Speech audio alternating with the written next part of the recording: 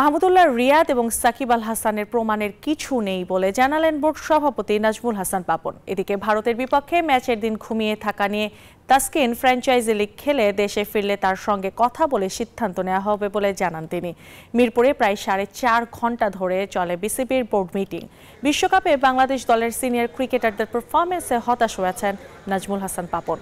তবে তাওহিদ হৃদয়, তানজিম সাকিব, রিশাদ হোসেনদের পারফরমেন্সে সন্তুষ্ট বিসিবি। সামনে বেশ কিছু নতুন ক্রিকেটার দেখা হবে বলেও জানান তিনি। এদিকে স্পিন বোলিং কোচ মুশতাক আহমেদের মেয়াদ বাড়ানো হলেও হেড কোচ হাতুড়ি সিংহের মেয়াদ বাড়ছে না।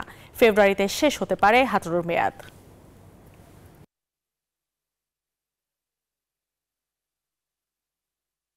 আমি বলছি সবাই যে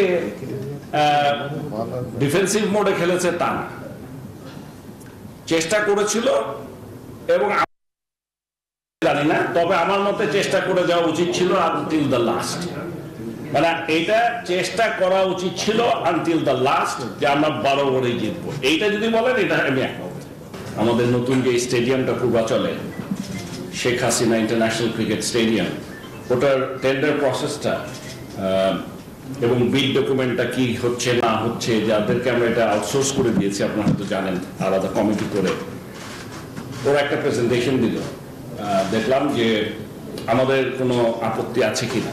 সো আমরা মোটামুটি যা দেখেছি সবই অ্যাপ্রুভ করে দিয়েছি, যেন আমরা যেভাবে করছি করুক, ওইটাই স্ট্যান্ডার্ড প্রসিডিওর। আমাদের জানার মধ্যে that is the best practice.